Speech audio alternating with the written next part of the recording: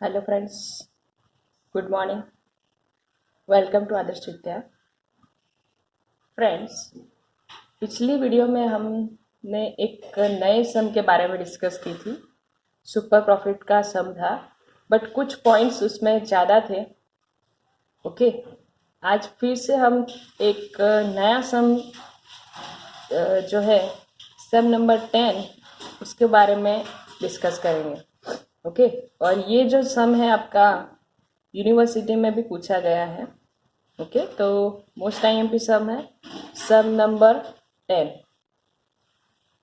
Okay, पिछली video में हमने देखा था कि जो भी एडजस्टमेंट हमारे प्रॉफिट को इफेक्ट करते हैं, ओके, जिस तरह से इफेक्ट करते हैं उस तरह से हमें इफेक्ट देनी पड़ती है प्रॉफिट में। ओके, तो आज भी हम एक उसके जैसा ही एक सम डिस्कस करेंगे। ये थोड़ा सा इसमें थोड़ा सा टॉपिक चेंज होगा। ओके, वो भी हम देख लेंगे। चलिए, तो जिसके पास बुक्स है वो पेज नंबर 57 और sum number 10। Okay, let's start. The balance sheet of Mehul brothers as on 31st December 2011 was as under। Balance sheet आपको दी गई है liabilities and assets, capital, profit and loss account, bank loan, creditors, bills payable, outstanding expense, depreciation fund on building, provident fund. Asset side आपको दिया गया है goodwill, plant and machinery, building, government securities, finish good stock, work in progress, debtors दिया गया है, less bad debt reserve, bills receivable, cash, prepaid expense.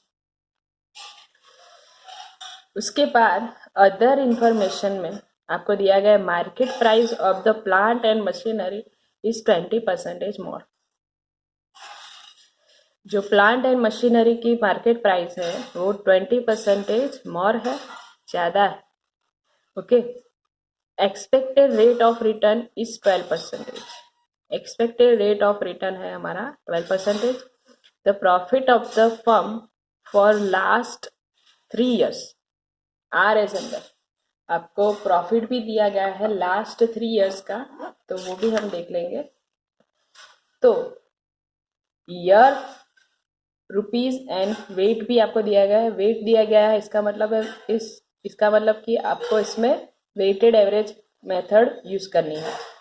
तो 2009, 10 और 11 इन तीनों का आपको प्रॉफिट दिया गया है।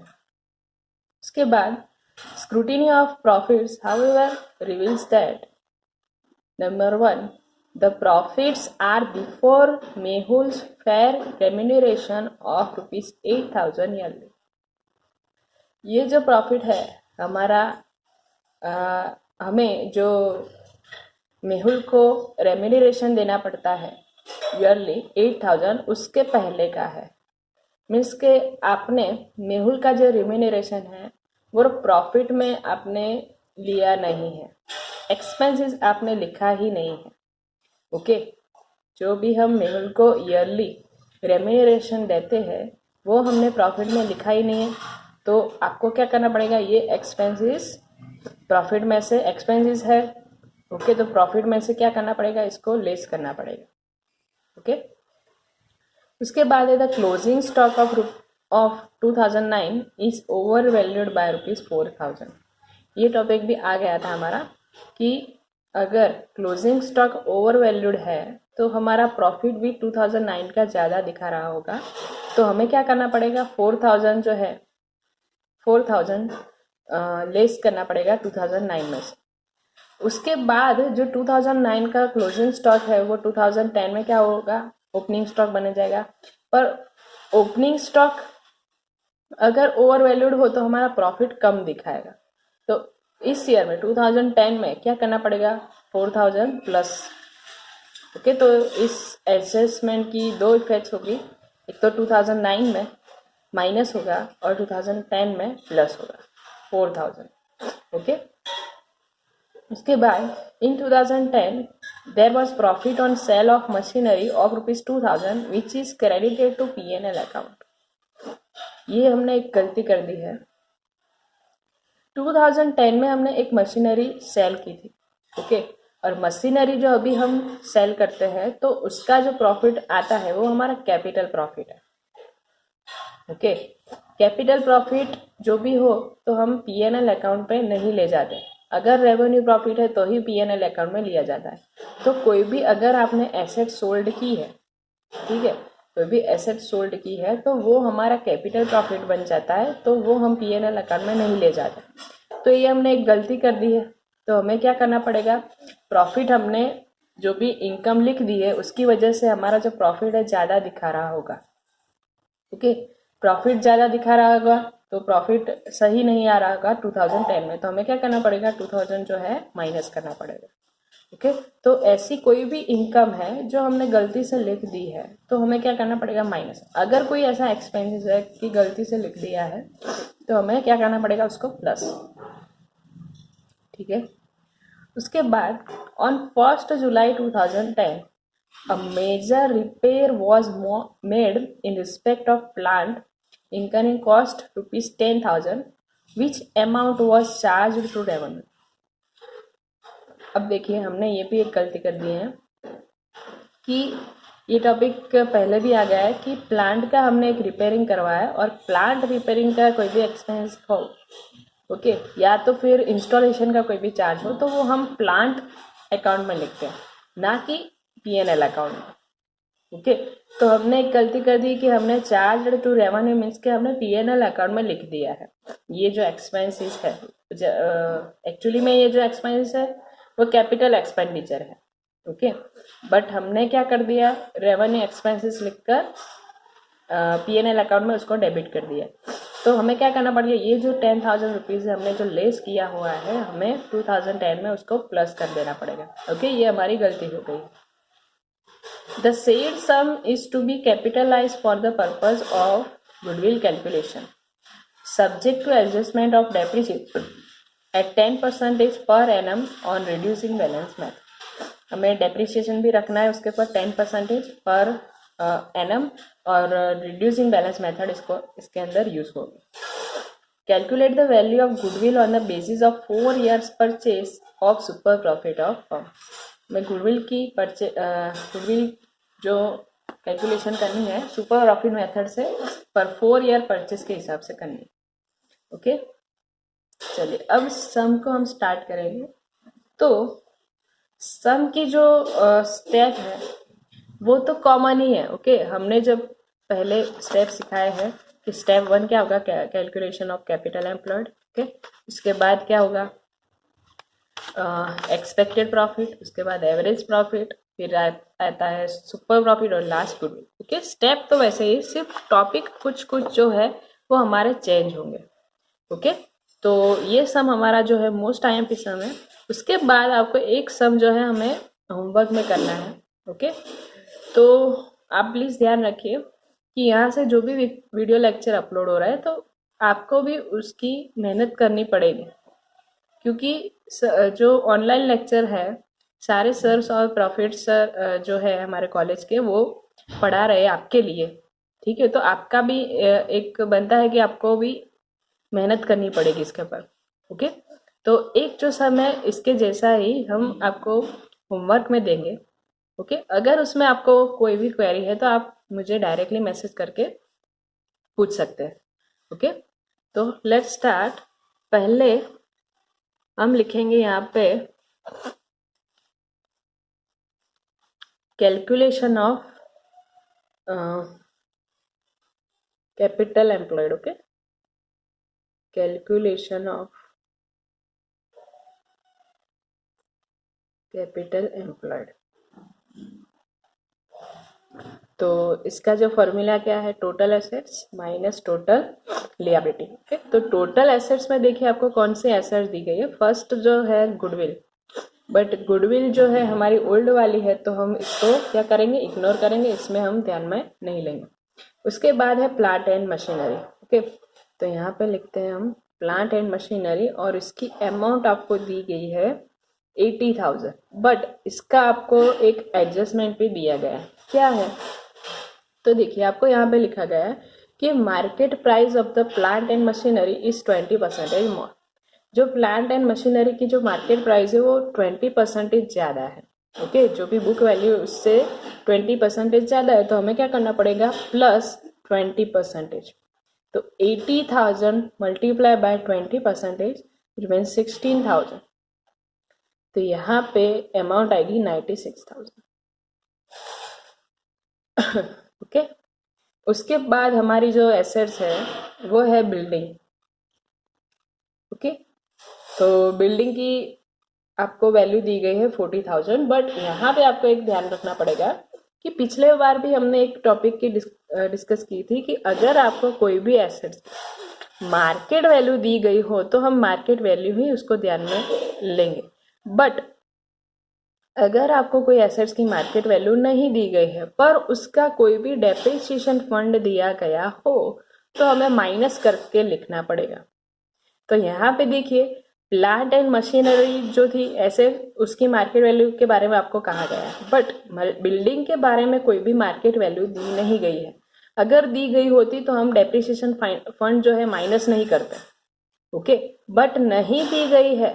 ओके, बिल्डिंग की जो है मार्केट वैल्यू नहीं दी गई है, तो हमें क्या करना पड़ेगा? डेप्रिसिएशन फंड दिया गया हो तो इसमें से माइनस करके लिखना पड़ेगा।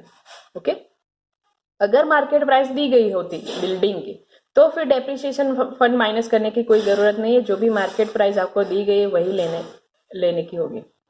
ओके, तो ये टॉपिक आप खास ध्यान में रखिएगा कि अगर कोई एसेट्स की आपको मार्केट वैल्यू दी गई है तो आपको मार्केट वैल्यू ही लेनी है, पर कोई एसेट्स की आपको मार्केट वैल्यू नहीं दी गई है तो अगर डेप्रिसिएशन फंड दिया गया हो तो आपको डिडक्ट करके उसमें से अमाउंट लिखनी पड़ेगी। ठीक है, तो यहाँ पे आपको दिया गया है बिल्डिंग जो है, बिल्डिंग की अमाउंट है 40,000 और प्रोविडेंट डेप्रिसिएशन फंड जो है हमारा 5,000। तो इसमें से डिडक्ट हो जाएगा तो अमाउंट आएगी यहाँ पे बिल्डिंग 40,000 माइनस डेप्रिसिएशन फंड।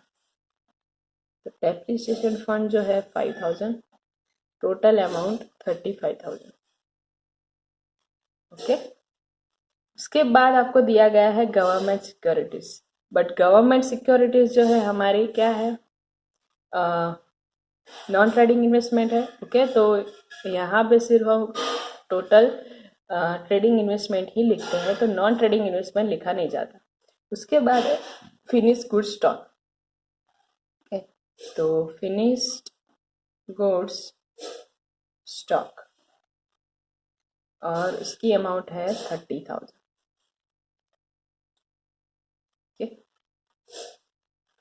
उसके बाद है वर्क इन प्रोग्रेस 30,000। ओके, सारी जो भी एसेट्स है हम लिख लेंगे, उसके बाद उसमें से लियाबिलिटी डिडक्ट। उसके बाद है डेटर्स। डेटर्स में से बैड डेट रिजर्व जो है माइनस होगा, तो यहाँ पे अमाउंट आएगी 1,20,000। ओके, उसके बाद है बिल्स रिसीवेबल, ये भी हमारी एसेट है, तो 20,000। उसके बाद कैश 10,000। उसके बाद है प्रीपेड एक्सपेंस 5,000। ओके, इतनी आपको एसेट्स दी गई है, तो हम एसेट्स की जो है टोटल एसेट्स निकाल लेंगे। 96,000, 55, 30, 120, 20, 10 एंड 5,000। टोटल अमाउंट निकल के आती है 3,46,000 टोटल एसेट्स। ओके, अब टोटल एसेट्स में से टोटल लियाबिलिटी जो है डिडक्ट होगी, तो लियाबिलिटी आपको कौन सी दी गई है, तो देखिए कैपिटल और P&L अकाउंट तो नहीं आएगा। उसके बाद आपको दिया गया है बैंक लोन। बैंक लोन आपकी लियाबिलिटी है। Creditors, bills payable, outstanding expense और प्रोविडेंट फंड, इतनी सारी आपको लियाबिलिटी दी गई है। तो हम सारी की सारी लियाबिलिटी लिख लेंगे। ओके, कौन सी है? Bank loan, creditors, bills payable, outstanding expense and provident fund. Depreciation fund तो हमने ऑलरेडी इसमें से माइनस कर दिया है। ओके, तो यहाँ पे लिख लेंगे हम बैंक लोन और उसकी अमाउंट है 40,000। फिर है क्रेडिटर्स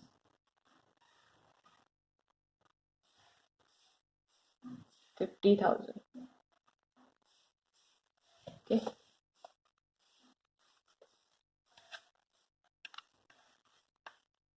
उसके बाद है बिल्स पेबल। ओके, तो बिल्स पेबल की अमाउंट जो है 30,000। Outstanding expense 20,000। Provident fund 13,000। और इसका जो टोटल है हम टोटल कर लेंगे तो 153। तो टोटल एसेट्स माइनस टोटल लियाबिलिटीज कर लेंगे तो 1,93,000 जो है हमारे क्या आएगी? Net assets. Okay, total assets minus total liability करेंगे तो नेट एसेट्स मिलेंगे। अब आपको चेक करना है, नेट एसेट्स मिल जाने के बाद आपको चेक करना है कि आपको प्रेफरेंस कैपिटल दी गई है या नहीं। अगर आपको प्रेफरेंस शेयर कैपिटल दी गई हो तो नेट एसेट्स में से प्रेफरेंस कैपिटल माइनस होगी और जो भी अमाउंट आएगी हमारी क्या बनेगी? Capital employed. ओके, तो यहाँ पे आपको इस सम में प्रेफरेंस कैपिटल दी गई नहीं है कि प्रेफरेंस कैपिटल ना दी गई हो तो आपको क्या करना पड़ेगा? कोई भी अमाउंट माइनस करने की ज़रूरत नहीं है। ये जो भी नेट एसेट्स आई है वो हमारी क्या बन जाएगी? Capital employed. तो इसका मतलब ये हुआ कि अगर प्रेफरेंस कैपिटल है तो नेट एसेट्स में से माइनस होगी, अगर नहीं है तो नेट एसेट्स ही हमारी कैपिटल एम्प्लॉयड बन जाती है। ओके, चलिए अब उसके बाद का स्टेप है हमारा step 2, calculation of expected profit. Okay, expected profit का फॉर्मूला क्या है? Capital employed multiply by expected rate of return. तो कैपिटल एम्प्लॉयड जो है 1,93,000 and expected rate of return आपको दिया गया था यहाँ पे। Expected rate of return is 12%। Okay, तो 12% करेंगे हम तो कितना निकल के आता है? 23,160। ये जो है हमारा क्या बनेगा? Expected profit. Okay, expected profit मिल जाने के बाद हमारा टॉपिक आता है एवरेज प्रॉफिट। ओके, अब एवरेज प्रॉफिट में भी ये जो सम है उसमें आपको एडजस्टमेंट दिए गए हैं प्रॉफिट के। तो याद रखना है आपको, अगर एडजस्टमेंट दिया गया है कोई भी प्रॉफिट का तो आपको एक स्टेटमेंट बनाना पड़ेगा और इसमें सारे एडजस्टमेंट सॉल्व करने पड़ेंगे, फिर हम फाइंड आउट करेंगे एवरेज प्रॉफिट। ये हमने बात की थी पहले। ओके, अगर आपने पिछली वीडियो नहीं देखी है तो पहले पिछली वीडियो चेकआउट कीजिएगा, उसके बाद आपको ये सम जो है समझ में आएगा। 2009, 2010, 2011। ओके, नाउ चलिए अब जो है फर्स्ट हमें करना है, यहाँ पे हम लिख लेंगे प्रॉफिट कि जो भी हमें एडजस्टमेंट दी गई है हमें उसको सॉल्व करना है। प्रॉफिट आपको जो भी दिया गया हो 2009, 2010 और 2011 का वो हमें लिखना पड़ेगा। ओके, तो 2009 का 52,000, 40,000 है 62,000। ओके, तो यहाँ पे हम लिख लेंगे तो 42,000, सॉरी 52,000 एंड 40,000 एंड 62,000। ओके, उसके बाद हम एक एक जो भी हमें एडजस्टमेंट दिया गया है वो हम लिखेंगे। ओके, चलिए, आपको फर्स्ट जो एडजस्टमेंट दिया गया है, the profits are before Mehul's fair remuneration of ₹8,000 yearly. आपको जो भी प्रॉफिट दिया गया है वो मेहुल के रेम्यूनरेशन के पहले का, before Mehul's fair remuneration. Okay, उसके रेम्यूनरेशन के पहले का है, मीन्स के मेहुल को जो भी हमने रेम्यूनरेशन दिया है वो हमने प्रॉफिट में लिखा नहीं है। ओके, हमने एक्सपेंसेस नहीं लिखा है, तो इसका मतलब है कि हमारा प्रॉफिट ज़्यादा दिखा रहा होगा। ओके, कोई भी एक्सपेंसेस लिखा नहीं होता तो प्रॉफिट क्या होगा, ज़्यादा दिखा रहा होगा। तो आपको क्या करना पड़ेगा, इसमें से लेस करना पड़ेगा ऑफ ₹8,000 ईयरली। ओके, तो फर्स्ट जो है हम लिखेंगे यहाँ पे माइनस मेहुल्स रेम्यूनरेशन, कितना 8,000, क्योंकि हमने इसकी एंट्री की ही नहीं है। हम ईयरली पे करते तो है पर इसकी एंट्री हमने लिखी नहीं है, तो एंट्री आपको करनी पड़ेगी माइनस। एक्सपेंसेस है तो हम माइनस करेंगे। ओके, उसके बाद आपको दिया गया है the closing stock of 2009 is over valued bye ₹4,000।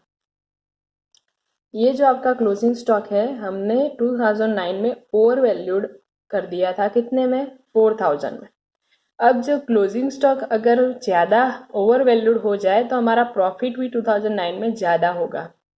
Okay, तो इसकी वजह से हमारा प्रॉफिट गलत दिखा रहा है, तो हमें इसको सॉल्व करना पड़ेगा। अगर ज़्यादा दिखा रहा है तो प्रॉफिट ज़्यादा होगा क्लोजिंग स्टॉक। ओके, तो हमें क्या करना पड़ेगा, माइनस करना पड़ेगा। किस ईयर में, 2009 में।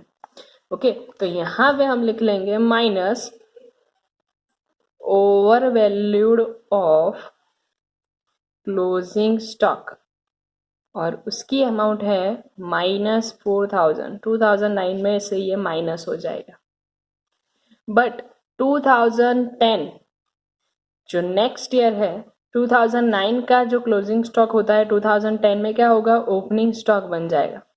ओके, तो अगर over valued of opening stock हो तो आपकी जो प्रॉफिट में उल्टी असर होगी, अपोजिट इफेक्ट होगी। ओके, अगर ओपनिंग स्टॉक ज़्यादा है तो आपका प्रॉफिट कम दिखा रहा होगा। ठीक है, ओपनिंग स्टॉक ज़्यादा है तो आपका प्रॉफिट कम दिखा रहा होगा। आपको क्या करना पड़ेगा, इसमें +4,000 प्रॉफिट को बढ़ा देना है। यहाँ पे क्लोजिंग स्टॉक ज़्यादा था तो प्रॉफिट भी ज़्यादा दिखा रहा था, यहाँ पे ओपनिंग स्टॉक ज़्यादा है तो प्रॉफिट कम दिखा रहा होगा। Opposite relation between opening stock and profit. Okay, तो 4,000 आपको प्लस करना है। ठीक है, चलिए, अब उसके बाद आपको दिया गया है एक और एडजस्टमेंट इन 2010 के 2010 में there was profit on sale of machinery of ₹2,000 which is credited to P&L account. हमने पहले भी अभी बात की थी कि जो भी मशीनरी आपने सेल की है, ओके, उसका जो भी प्रॉफिट है हमारा कैपिटल प्रॉफिट है। यहाँ पे देखो आपको क्या करना है कि कोई भी कैपिटल एक्सपेंडिचर है, कैपिटल लॉस है, कैपिटल इनकम है, कोई भी आपको लिखनी नहीं। यहाँ पे सिर्फ P&L में रेवेन्यू इनकम ही लिखी जाती है। ओके, तो आपने एक गलती कर दी है कि 2010 में आपने एक मशीनरी सेल की थी जो हमारा कैपिटल प्रॉफिट है, तो उसको हमने P&L अकाउंट में क्रेडिट कर दिया है, जो हमारी गलती है। एक इनकम को अगर आप P&L अकाउंट में क्रेडिट कर देंगे तो आपकी जो प्रॉफिट है वो ज़्यादा दिखाएगा। ओके, 2010 में। तो आपको क्या करना पड़ेगा, इस एडजस्टमेंट में जो भी हमने गलती की है उसको सॉल्व करना पड़ेगा। ओके, कोई भी एडजस्टमेंट में अगर गलती हो जाती है तो हमें उल्टी असर देनी है। जैसे कि क्लोजिंग स्टॉक था, अगर आपने ओवर वैल्यूड कर दिया है तो आपको क्या करना पड़ेगा, उसको माइनस करना पड़ेगा। ठीक है, ताकि आपका प्रॉफिट जो भी ज़्यादा दिखा रहा था वो कम दिखाएगा। ओके, तो कोई भी आपको अगर गलती हो गई है तो आपको क्या करना पड़ेगा, उसको अपोजिट इफेक्ट आपको डालनी है। ठीक है, तो सेल ऑफ मशीनरी जो है हमारी इनकम है, तो 2010 में इस इनकम के क्रेडिट होने की वजह से आपका जो प्रॉफिट था वो ज़्यादा दिखाया होगा, तो हमें 2010 में से sale of profit sale of machinery जो है, हमें उसका जो भी प्रॉफिट आया है हमें माइनस करना पड़ेगा। तो यहाँ पे हम लिख लेंगे minus profit of sale of machine. Okay, 2000 only 2010। Okay, कितना था, तो -2000। क्लियर। उसके बाद लास्ट जो हमें टॉपिक दिया गया है, जो कि पहले भी ये टॉपिक आ गया है हमारा, फिर भी देख लेंगे हम, कि on 1 July 2010, 1 July 2010 a major repair was made in respect of plant incurring cost ₹10,000 which amount was charged to revenue। Okay, अब हमने फिर से एक गलती कर दी है 2010 में, कि 2010 में हमने एक मशीन जो है, नहीं मशीन है नहीं, प्लांट है। ओके, प्लांट जो है हमने रिपेयर करवाया था और उसकी अमाउंट थी 10,000। ओके, और ये जो 10,000 है, हमने जो अमाउंट है चार्जड एज रेवेन्यू, एक रेवेन्यू एक्सपेंस की तरह से हमने उसको P&L अकाउंट में डेबिट कर दिया है। पर ये जो है हमारी गलती है, क्योंकि repairing charge, okay, repairing charge हो या फिर इंस्टॉलेशन चार्ज हो, वो हमारा कैपिटल एक्सपेंडिचर बन जाता है। वो आपने पहले भी पढ़ा होगा। ओके, प्लांट में प्लांट इंस्टॉलेशन चार्ज प्लस होता है। क्यों? क्योंकि प्लांट इंस्टॉलेशन चार्ज सेपरेटली नहीं दिखाया जाता है, ओके, रेवेन्यू एक्सपेंस की तरह, बट प्लांट में प्लांट इंस्टॉलेशन चार्ज प्लस किया जाता है, उसकी कॉस्ट में ही हम उसको कैलकुलेट कर लेते हैं। ओके, एक कैपिटल एक्सपेंडिचर की तरह। ठीक है, तो यहाँ पे सेम एक प्रोसेस है कि हमने प्लांट में एक रिपेयर कराया है, तो उसका जो भी एक्सपेंडिचर है हमारा कैपिटल एक्सपेंडिचर है, पर आपने गलती से रेवेन्यू एक्सपेंस समझ के P&L अकाउंट में डेबिट कर दिया है। ओके, एक्सपेंडिचर अगर गलती से लिखा गया हो तो हमें क्या करना पड़ेगा, हमारा जो है प्रॉफिट ज़्यादा कम दिखा रहा होगा एक्सपेंडिचर की वजह से, तो हमें जो 10,000 है उसको क्या करना पड़ेगा, 2010 में प्लस करना पड़ेगा। ठीक है, तो यहाँ पे हम लिख लेंगे प्लस रिपेयर ऑफ प्लांट, कितना, प्लस 10,000, क्योंकि ये जो है हमारी गलती है, प्लांट का रिपेयरिंग एक्सपेंसेस P&L अकाउंट में लिखा नहीं जाता। ओके, उसके बाद आपको दिया गया है एक लास्ट टॉपिक, कि adjustment of depreciation eight 10% per annum on reducing balance method. आपको इसके पर जो है डेप्रिसिएशन काउंट करना है। ओके, डेप्रिसिएशन की आपको कैलकुलेशन करनी पड़ेगी, तो उसका जो रेट है 10% है और मेथड है उसकी रिड्यूसिंग बैलेंस मेथड। तो देखिए, हमने जो रिपेयरिंग एक्सपेंसेस किया था, कब किया था, 1 जुलाई 2010। हमारा 2009, 10 और 11 3 ईयर्स है। ओके, और उसका मतलब है कि अगर डेप्रिसिएशन की हम कैलकुलेशन करें तो किस तरह से होगी। हमने एक्सपेंस किया था 1 जुलाई 2010। ओके, कितने का, 10,000। अब ये जो है ईयर कब फिनिश होगा, 31 दिसंबर 2010। ओके, अब इसका डेप्रिसिएशन कितना लगेगा, तो 10,000 ऊपर 10% के हिसाब से 17 से लेके 31 दिसंबर 2012 तक इसका डेप्रिसिएशन लगेगा। ओके, तो यानी कि 6 मंथ का इसके ऊपर डेप्रिसिएशन लगेगा। ठीक है, तो यहाँ पे अमाउंट डेप्रिसिएशन की कितनी आएगी, 500 माइनस होंगे तो कितना आएगा, 9,500। ठीक है, 2010 की बात थी ये। ओके, अब जो है हमारा नेक्स्ट ईयर आएगा, वो फिनिश होगा 31 दिसंबर 2011। ओके, क्योंकि ये जो है 2011 में तो जो भी डेप्रिसिएशन होगा फुली ईयर का होगा, ओके। बट 2010 में कितना होगा, ओनली 6 मंथ। क्यों? क्योंकि हमने 17 पे ही ये रिपेयरिंग किया है, ठीक है। तो 31 दिसंबर 2011 हमारा जो नेक्स्ट ईयर है वो कंप्लीट होगा, तो यहाँ पे अमाउंट निकल के आएगी 9500 पे। हमें 10% के हिसाब से डेप्रिसिएशन कैलकुलेट करना है। तो इसकी जो अमाउंट आएगी कितनी आएगी, 950, ठीक है। तो ये फर्स्ट ईयर का हमारा डेप्रिसिएशन है और ये हमारा सेकंड ईयर का, ओके। तो यहाँ पे हम अमाउंट लिख लेंगे डेप्रिसिएशन की, तो माइनस करेंगे, माइनस डेप्रिसिएशन 2010 में 500 और 2011 में 950, और यहाँ पे हमारा प्रॉफिट जो है प्लस माइनस करके हम उसकी कैलकुलेशन निकालेंगे, ओके। तो कितना निकल के आता है कैलकुलेट कर लेंगे हम, 52,000 माइनस 8,000 माइनस 4,000, तो अमाउंट निकल के आती है 40,000। और यहाँ पे 40,000 minus 8,000 plus 4,000 minus 2,000 plus 10,000 minus 500, तो यहाँ पे निकल के आएगी 53,500, ओके। और लास्ट जो है 62,000 माइनस 8,000 माइनस 950, तो 53,050, ओके। अब जो है हमारा काम थोड़ा इजी है क्योंकि प्रॉफिट हमने फाइंड आउट कर लिया है, ओके।